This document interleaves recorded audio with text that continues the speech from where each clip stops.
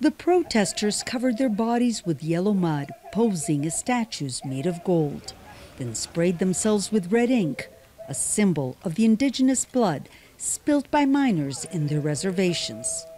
7,000 representatives of 200 indigenous tribes came from all over Brazil to the capital, Brasilia, to march against a controversial bill that would open their lands to mining and was scheduled to be voted this week. The protest was called on the same day that a 120-page report was released by the Yanomami people and an NGO with shocking stories about the damage already done by illegal miners.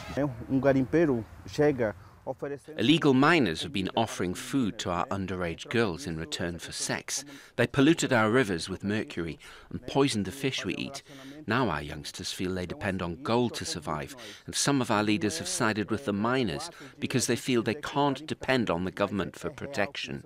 President Jair Bolsonaro has used the war in Ukraine to push the bill to the top of the agenda. Bolsonaro says Brazil's powerful agricultural industry may run out of fertilizers, which it imports from Eastern Europe, and should therefore exploit its own mineral resources. But it's mostly gold, not the phosphates used in fertilizer, beneath the affected indigenous lands, and illegal mining is already rampant.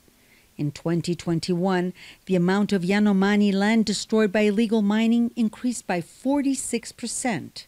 The Kayapo and Munduruku peoples are suffering the same onslaught from armed illegal miners. That's why we decided to form an alliance to fight this threat by gathering as much information as we can and making it public.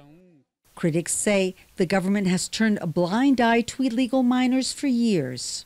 Mining may still be legal in Brazil's indigenous territories, but that has not kept illegal miners from invading indigenous lands. There are an estimated 20,000 illegal miners just in the Yanomami reservation. The indigenous people say their lives are already at risk. Opening their lands to mining will leave them totally unprotected. Monica Yanakiew, Jazeera, Brasilia.